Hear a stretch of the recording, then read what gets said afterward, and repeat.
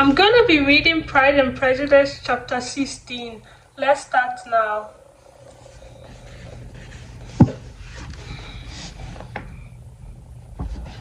As no objection was made to the young people's engagement with their aunt and all Mr. Collins capers of leaving Mr. and Mrs. Bennet for a single evening during his visit were most steadily resisted. The coach conveyed him and his 5 cousins at suitable hour to Meryton, and the girls had the pleasure of hearing as they entered the drawing room, and Mr. Wickham had accepted their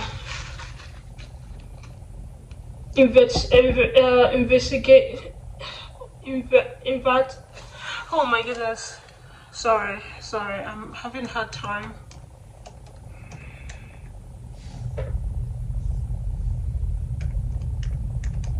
With this pronunciation. I forgot how to pronounce this. Invitation. Sorry, had accepted their uncle's invitation and was then in the house. When this information was given, as they all taken their seats, Mr. Collins was at leisure to look around him and admire, and he was so much struck with the size and furniture of apartment that he declared he might almost have supposed himself in the small summer breakfast parlor at Rosen's, a comparison that did not at first convey much gratification, but when Mrs. Phillips understood him from what Rosen was and who was at its prosperator, when she had listened to the description of one and only one of Lady Catherine's drawing rooms and found the chimney piece alone had cost £800, and she felt all the force of the compliment and such, and would hardly have resented a comparison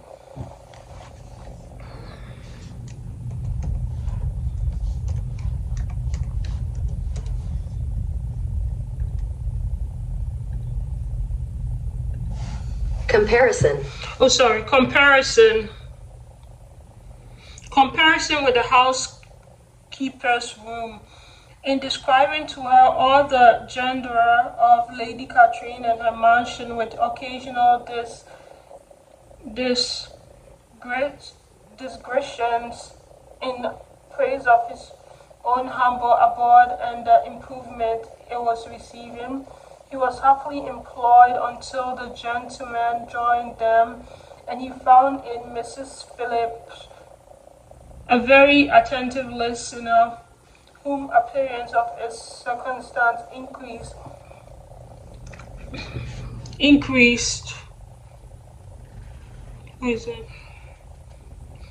with what she heard, and was resolving to retail it all among her neighbors as soon as she could, to the girls who could not listen to their cousin and who had nothing to do but to wish for an instrument and examine their own indifferent imitations of china on the mantelpiece. The interval of waiting appeared very long.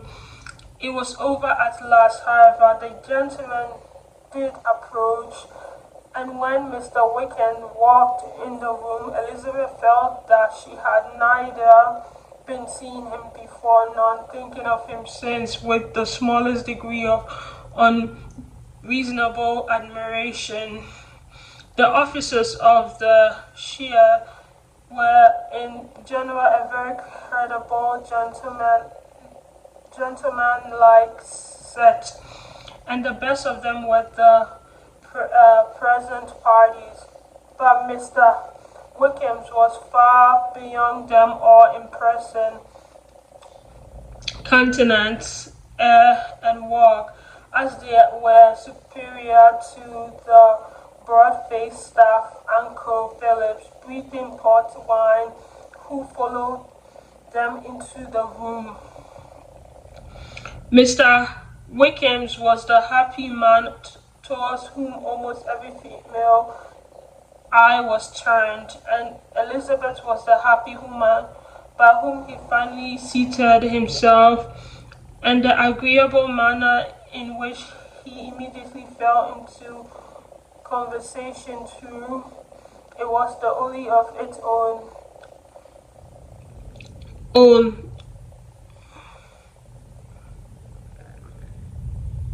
It was only on its being though it was the only on it being a wet night and on the possibility of a raining season made her feel the commonest, doubtless most threadbare topic might be rendered interesting by the skill of the speaker.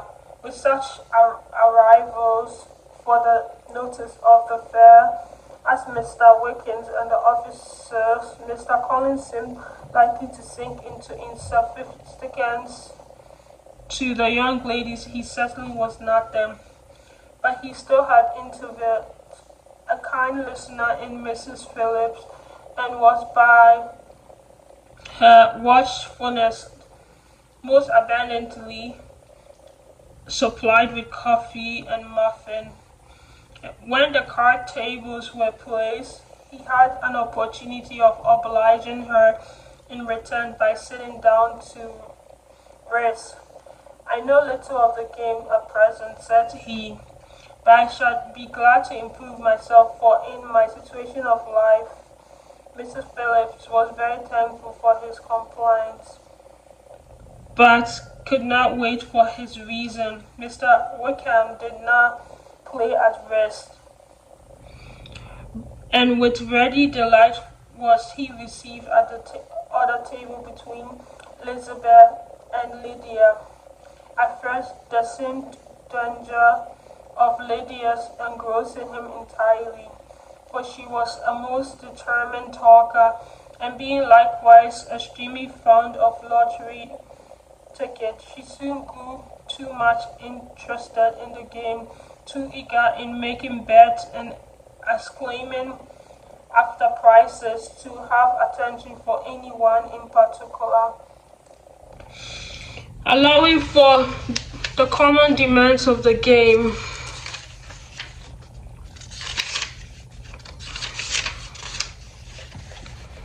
Mr. Wickham was therefore at leisure to talk to Elizabeth. She was very willing to hear him, though what she chiefly wished to hear she could not hope to be told. The history of his coincidence with Mr. Darcy, she dare not even mention that gentleman. Her curiosity, however, was unexpectedly relieved. Mr. Wickham began the subject himself. He inquired how far Netherfield was far from Meryton, and after receiving her answer, asked in an hesitating manner, as long Mr. Darcy has been standing there? About a month, said Elizabeth, and then unwilling to let the subject drop, added, he is a man of a very large property in Derbyshire. I understand. Yeah, replied Wickham. His estate there is a noble one, a clear 10,000 per annum. You could not have met with a person more capable of giving you certain information on that head than myself, for I have been connected with his family in a particular manner from my infancy. Elizabeth could not but look surprised. You may well be surprised. Mrs. Bennet is such an assertion after seeing as she probably might. The very cold manner of meeting sadly. Are you much acquainted with Mr. Darcy? As much as I ever wish to be, cried Elizabeth warmly. I've spent 4 days in the same house with him, and I think him very disagreeable. I have no right to give my opinion, said Wickham, as to his being agreeable or otherwise. I am not qualified to form one. I have known him too long and too well to be a fair judge. It is impossible for me to be impartial, and I believe your opinions of him will in general astonish, and perhaps you will not express it quite so strongly anywhere else. Here you are in your own family. Upon my word, I say no more here than I might say in any house in the neighborhood except Netherfield. He is not at all liked in Hertfordshire. Everybody is disgusted with his pride. You would not find him more favorably spoken of by anyone. I cannot pretend to be sorry, said Wickham after a short interaction. But he or that any man should not be estimated beyond their deserts. But with him, I believe it does not often happen. The world is blinded by his fortune and coincidence, or frightened by his high and imposing manners, and sees him only as he chooses to be seen. I should take him even on my slight acquaintance, even on my slight acquaintance, to be an ill-tempered man. Wickham only shook his head. I wonder, said he, at the next opportunity of speaking, whether he's likely to be in this country much longer. Whether he's likely to be in this country much longer. I do not at all know, but I heard nothing of his going away when I was at Netherfield. I hope your plan in favor of the share would be. Let me look up this word.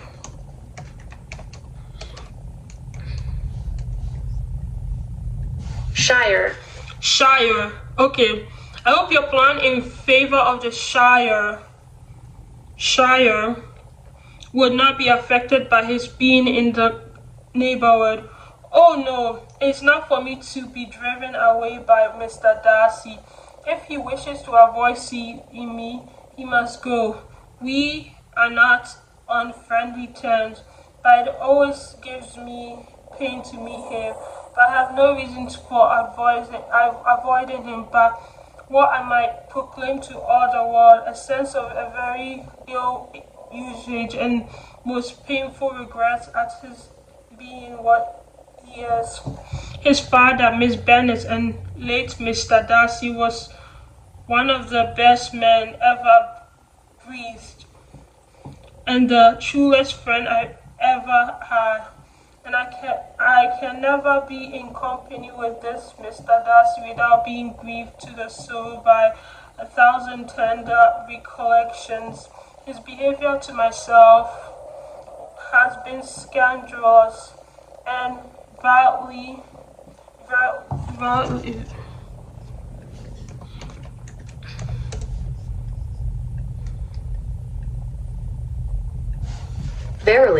verily believe I could not forgive him anything and everything rather than his disappointing the hopes and disgracing the memory of his father. Elizabeth found the interest of the subject increase and listened with all her heart, but the delicacy of it prevented further inquiry. Mr. Wickham began to speak on more general topics, meriting the neighborhood, the society, appearing highly pleased with all that he had yet seen, and speaking of the latter, especially with gentle but very intelligent gallantry. It was the prospect of constant society and good society he added, which was my chief inducement to enter the Shire. the Shire.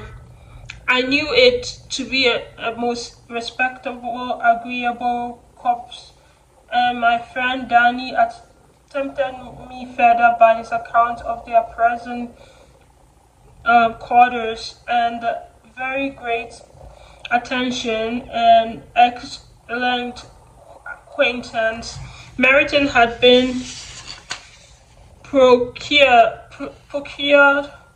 them, Society, I own, is necessary to me. I've been a disappointed man, and my spirit would not bear solitude. I must have employment and society, and military life is not what I was intended for. The circumstances have now made it eligible. The church ought to have been my perfection. I was brought up for the church, and I should at this time have been in possession of the most valuable living, had it pleased the gentleman we were speaking of just now. Indeed, the late Mr. Darcy bequeathed. Let me see, bequeathed. Is it bequeathed? No, let me look it up.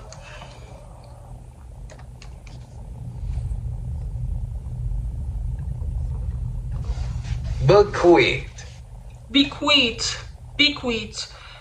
The late Mr. Darcy bequeathed me the next presentation of the best living in his gift. He was my grandfather and excessively attached to me. I cannot do justice to his kindness. He meant to provide for me amplified and thought he had done it. But when the living fell, it was given somewhere. Good heavens, cried Elizabeth. How could that be? How could his will be disregarded? Why did not you seek legal redress? There was just such an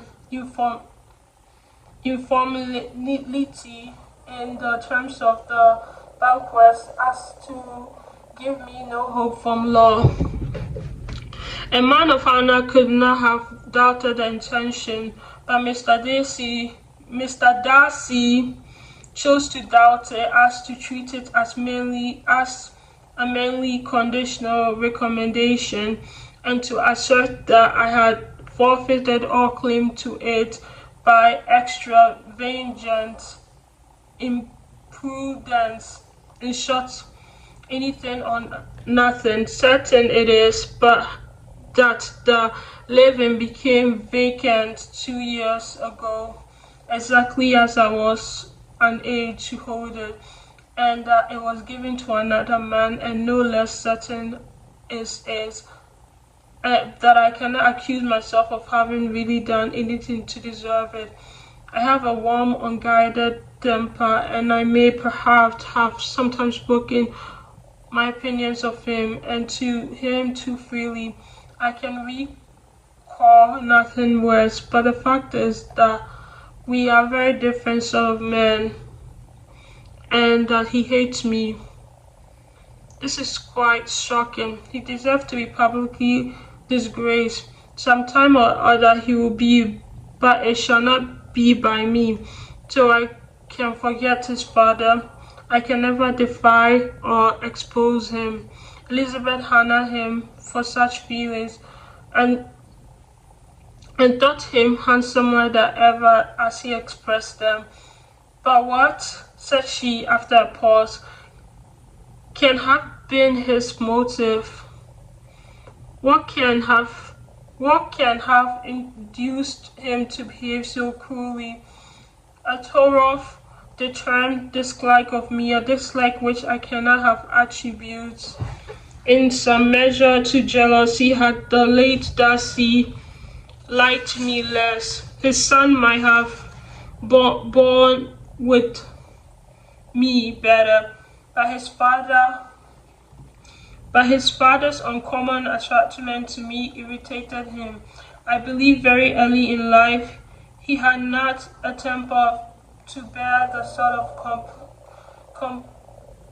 competition in which we stood, the sort of preference which was often given me. I had not thought Mr. Darcy so bad as this, though I have never liked him.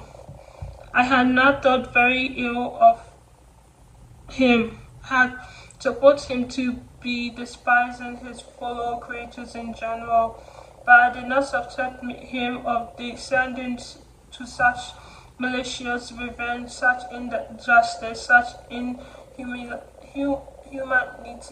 as it is.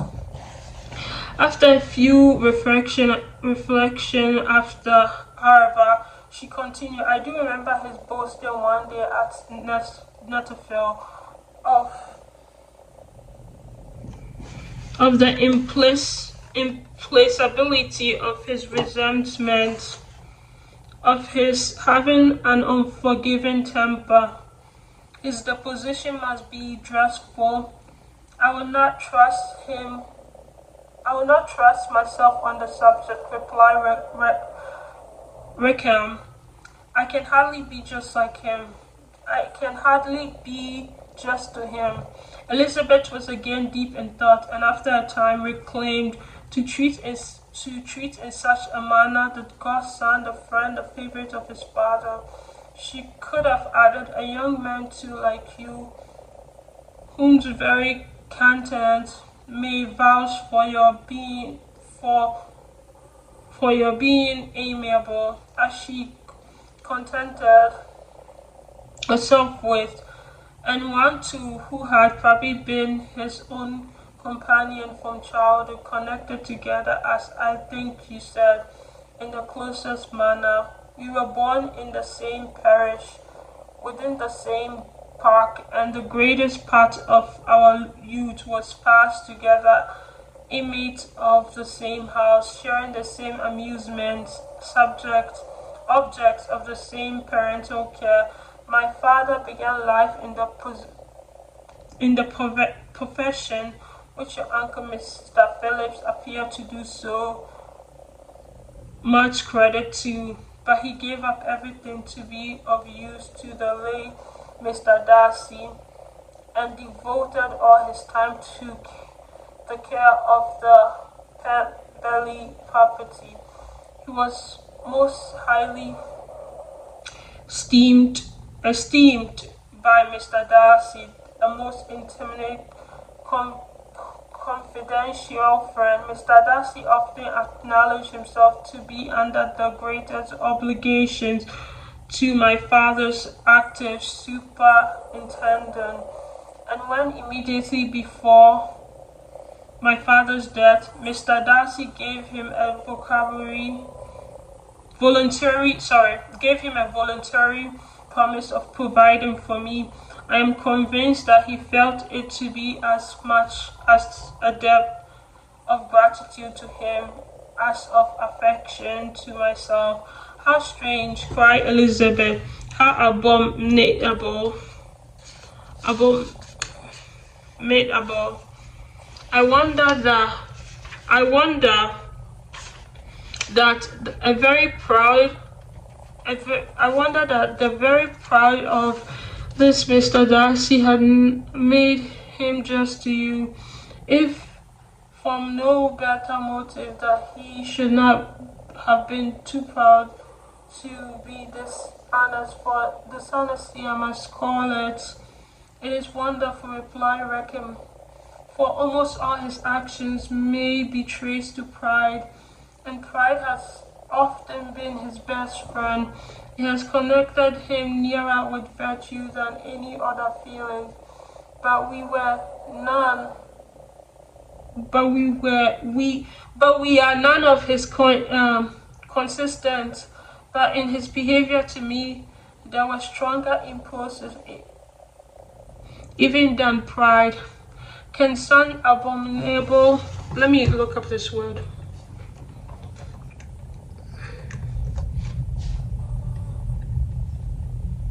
Abominable. Abominable. Sorry, I said abominable. Can such abominable pride as his have ever done him good? Yet it has often led him to be liberal and generous, to give his money freely, to displace hospitality, to assist his tenants and relieve the poor. Family pride and filial pride, for he is very proud of what his father was have done this, not to appear to disgrace his family, to degenerate from the popular qualities or lose the influence of the Pemberley house is a powerful motive. He has also brotherly pride, which, with some brotherly affection, makes him a very kind and careful guardian of his sister, and you will hear him generally cried up as the most attentive and best of brother. What sort of girl? What sort of a girl is Miss Darcy? He shook his head. I wish I could call her amiable. It gives me pain to speak ill of a Darcy, but she's too much like her brother, very proud.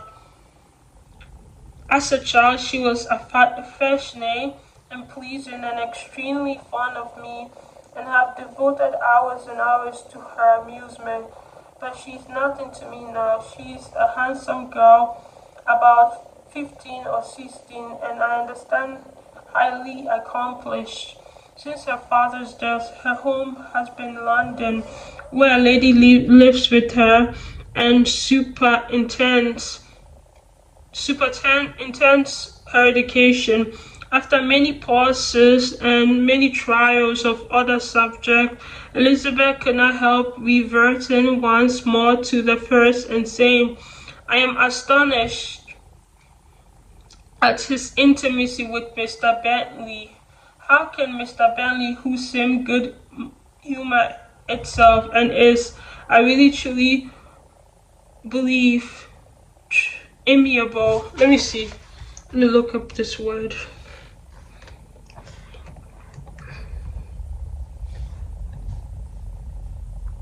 Amiable.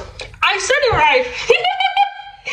Amiable, but in friendship with such a man, how can they suit each other? Do you know Mr. Bentley? Not at all. He is a sweet-tempered, amiable, charming man. He cannot know what Mr. Darcy is. Probably not. But Mr. Darcy can please where he chooses.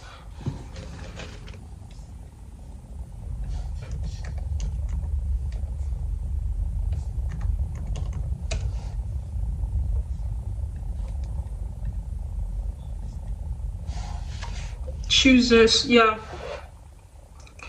He does not want abilities. He can be a convincible companion if he thinks his wealth is well. Among those who are at all his equals in Queensland, he is a very different man from what he is to the less prosperous. His pride never deserves him, but with the rich, he is liberal-minded, just sincere, rational, honorable, and perhaps agreeable, allowing something for fortune and figure. The whist party soon after breaking up, and the parties gathered around the table, and Mr. Collins took his station between his cousin Elizabeth and Mr. Phillips, and the usual inquiries as to his success were made by the latter. It had not been very great.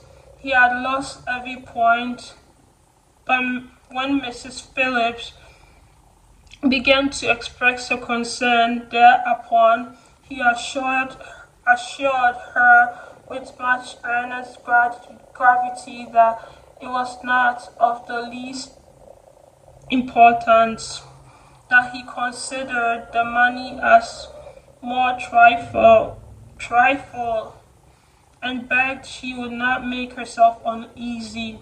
I know very well, madam, said he, that when persons sit to a card table, they must take their chance of these things, and happily I am not in such consistent circumstances as to make shillings any object. There are undoubtedly many who could not say the same.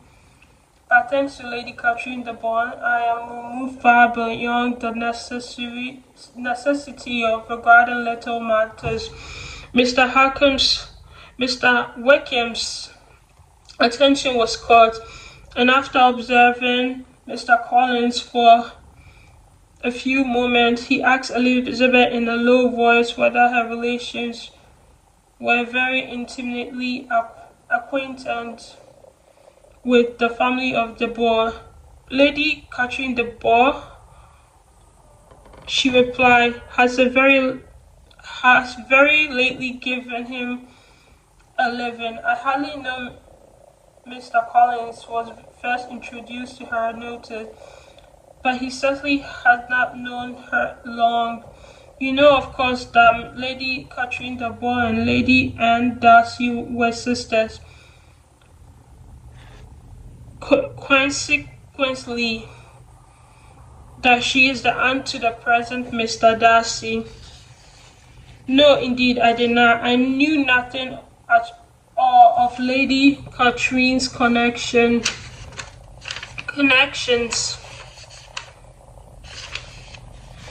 I never heard of her existence till the day before yesterday. Her daughter, Miss de Bourgh, would have very large fortune, and it is believed that she and her cousin will unite the two estates. The information made Elizabeth smile as she thought of poor Miss Bentley. Made Elizabeth smile as she thought of poor Bentley. Vain indeed must be all her attention, vain and useless her affection for his sister, and her praise of himself, if he were already self-destined to another. Mr. Collins says she speaks highly both of Lady Catherine and her daughter, but from some particulars and he had related to her leadership, I suspect his gratitude misleads him, and that in spite of her being his patroness, she is an arrogant, conceited woman. I believe her to be both in a great degree, replied Wickham. I have not seen her for many years, but I very well remember I never liked her, and that her manners were dictatorial and insolent. She had the reputation of being remarkably responsible and clever, but I rather believe she derives part of her ability from her ranks and fortune, part from her authoritative manner, and the rest from the pride of her nephew, who chooses that every one connected with him should have an understanding of the first class. Elizabeth allowed that he had given a very rational account of it, and they continued talking together with mutual satisfaction till supper put an end to cards and gave the rest of the lady their share of Mr. Wickham's attentions. There could be no conversation in the noise of Mrs. Phillips's supper party, but his manners recommended him to everybody. Whatever he said was said well, and whatever he did done gratefully. Elizabeth went away with her head full of him. She could think of nothing but of Mr. Wickham and of what he had told her all the way home, but there was not time for her even to mention his name as they went. For neither Lydia nor Mr. Collins were once silent. Lydia talked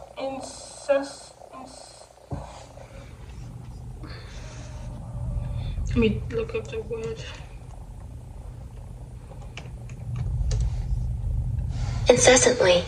Incessantly of lottery ticket and fish she had lost and the fish she had won, and Mr. Collins, in describing the civility of Mr. Phillips, protesting that he did not in the least regard his losses at first, enumerating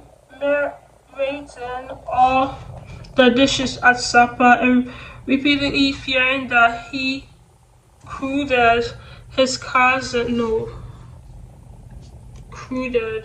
Is it cruded? Let me type it. Let me look it up.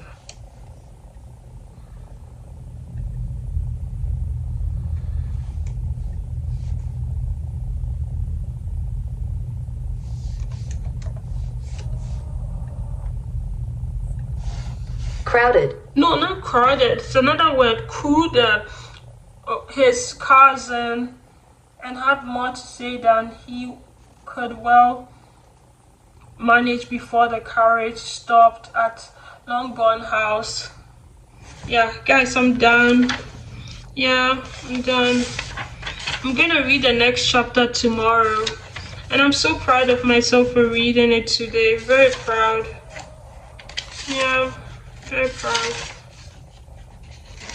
I'm very proud of myself. Yeah.